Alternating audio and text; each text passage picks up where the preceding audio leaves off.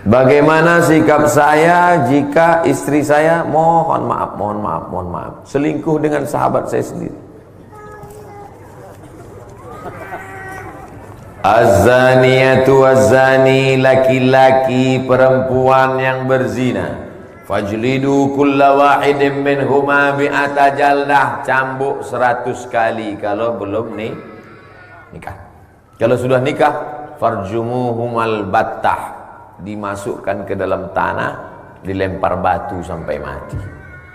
Ini selingkuh dia dengan temanmu, maka kau panggil dia baik-baik, kasih tahu dia, kau kalau hidup zaman Nabi udah lempar pakai batu, udah mati kau udah. Kalau kau bisa menerima dia, taubat dia, terima dia baik. Tapi kalau kau tak bisa menerima dia dengan baik, bunga bukan setangkai, kumbang bukan seekor, patah tumbuh hilang berganti, hilang satu tumbuh 1000. Emang main bola tepuk tangan? Jangan mulutmu berkata siap, tapi hatimu berkata tidak. Lain di bibir, lain di hati.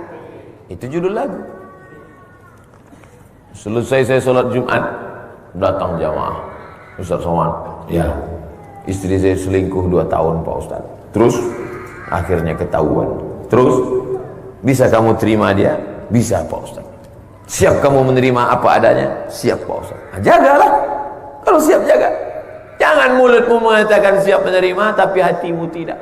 Akhirnya setiap melihat dia nampak wajah selingkuhannya. Aku Pak Ustaz memang udah siap, tapi pas ngeliat wajahnya mau kutusuk aja kepalanya. Tidak bisa. Tidak ada laki-laki yang sanggup siap, karena laki-laki yang siap adalah laki-laki dayus. Dayus cemburu. La yadkhulul jannah, tak masuk surga. Siapa yang tak masuk surga itu ya Rasulullah? Dayus. Siapa dayus? La yagharu ala maharimihi, tak ada rasa cemburunya. Tak ada rasa cemburu. Bininya dibawa orang, cuek aja deh. Tadi kulihat istrimu dibawa orang nonton. Udah biasa. Ini dayus sih. Dayus tak mencium bau surga. Tapi jangan pula terlalu cemburu. Sampai istri beli kangkung pun gak bisa. Ente kenapa gak beli kangkung? Suamiku curiga sama tukang jual kangkung. Ini itu namanya posesif. Terlalu cemburu. Lagi-lagi ummatan wasata. Jangan terlalu cemburu posesif, jangan pula sampai tak ada rasa cemburu dayus. Siapa namanya? Dayus posesif.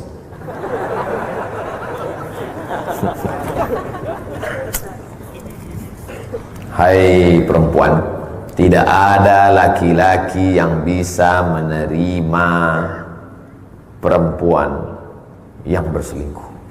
Kalaupun ada, dia akan balas dengan perselingkuhan yang lain. Karena tabiat laki-laki adalah ayam jantan yang perkasa. Ayam jantan 2 ekor, masukkan ayam betina, buat 1 kandang. Sampai mati ayam jantan itu. Berdarah, dicakar, diinjak, dipatok. Mati ayam jantan, berkelahi untuk merebut 1 ayam betina. Begitu ayam. Beda sama babi. 2 ekor babi jantan, masukkan 1 babi betina, dibuatnya bertiga. Kalau tak percaya tes. Maka laki-laki adalah ayam jantan yang perkasa, tak bisa berbagi hatinya, tak bisa berbagi cintanya. Tapi ada laki-laki yang hatinya lapang, setelah perempuan itu taubat bisa dia terima. Mas, berat untuk kuakui, tapi aku sudah salah. Nggak apa-apa, aku siap menerimamu, karena aku pun juga udah nikah siri 3 kali.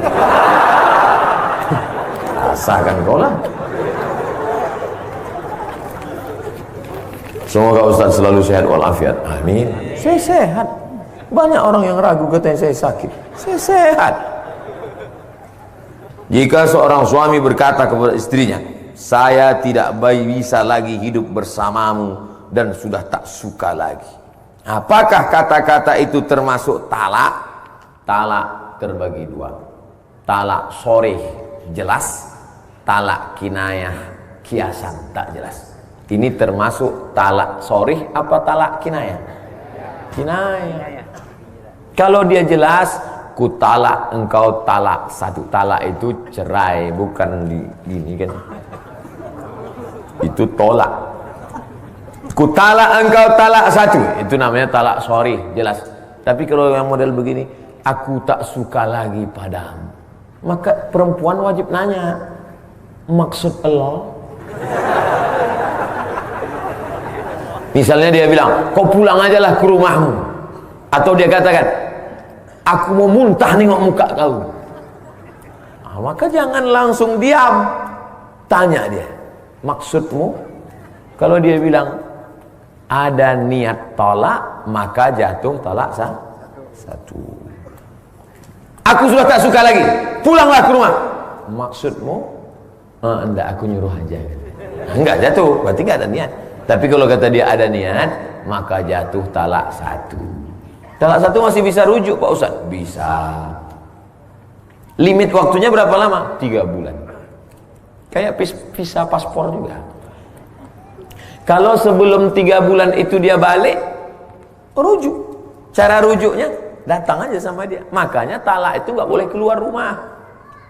Kalau laki-laki mentalak itu bukan berarti perempuan keluar rumah, tetap satu rumah. Cuman beda kamar. Pas hujan balik lagi. Bilang sama dia, I back to you my darling. Ada balik. Tapi kalau sudah habis limit waktunya, masih bisa dia balik? Bisa. Cara baliknya akad ulang. Karena waktu iddah namanya sudah habis. Macam nikah pertama kali dulu. Ada mempelai laki-laki, ada wali, ada 2 saksi, ada mahar, ada ijab dan wow. Aku nikahkan engkau dengan anakku dengan mahar sebentuk cincin emas tunai sah.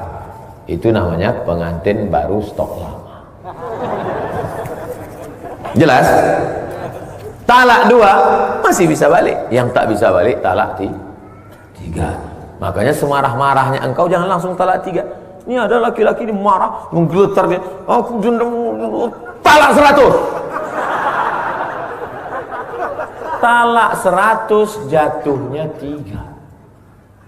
Ku talak engkau sebanyak bintang di langit. Jatuh 3. Kalau sudah jatuh talak 3, la tankihu fala tahillu lahu hatta tankiha zawjan ghairah. Tidak boleh kau nikah dengan dia sampai dia nikah lagi dengan laki-laki lain. Hati-hati. Makanya laki-laki itu sebelum menikah mesti paham kursus pernikahan. Jangan asal-asal aja. Ini yang penting mampu, punya uang langsung nikah. Nggak ngerti masalah. Akhirnya rupanya dia sudah talak dan dia tidak tahu talak. Sudah talak bolak-balik. Asal marah talak. Lambat teh manis talak. Lambat sarapan talak. Lambat setrika talak. Rupanya anak-anaknya selama ini anak-anak zina, gara-gara tidak tahu hukum talak. Makanya belajar ngaji. Tapi masyarakat jamaah Masjid Al-Huda ini semua saya yakin sudah ngaji insyaallah. Saya pernah baca hadis mengatakan apabila seorang suami melakukan perbuatan mungkar maka secara otomatis jatuh talak. Bagaimana implementasi hadis ini Pak Ustadz? Mengingat seorang istri tidak mengetahui perbuatan suaminya di belakangnya. Maksudnya gini. Man taraka sholata muta'ammidan faqad kafara jihara. Siapa yang meninggalkan sholat secara nyata, secara jelas, secara sengaja, maka kafirlah dia. Mungkin Bapak Ibu pernah lihat itu di internet.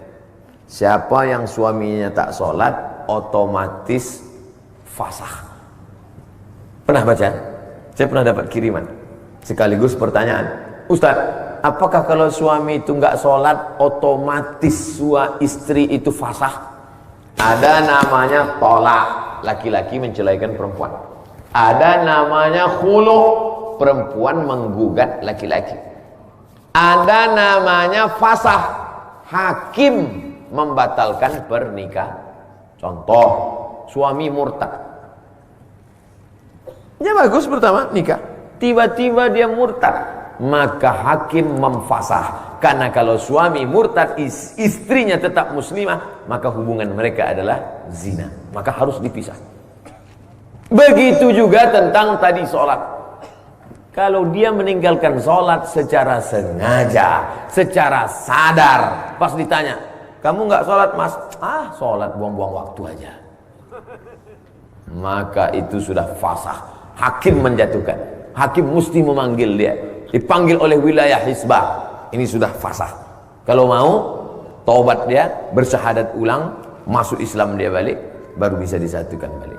Nah, ini hati-hati yang nampaknya sepele, remeh temeh. Bagi yang meyakini bahwa meninggalkan sholat secara sengaja itu adalah kafir, keluar dari agama.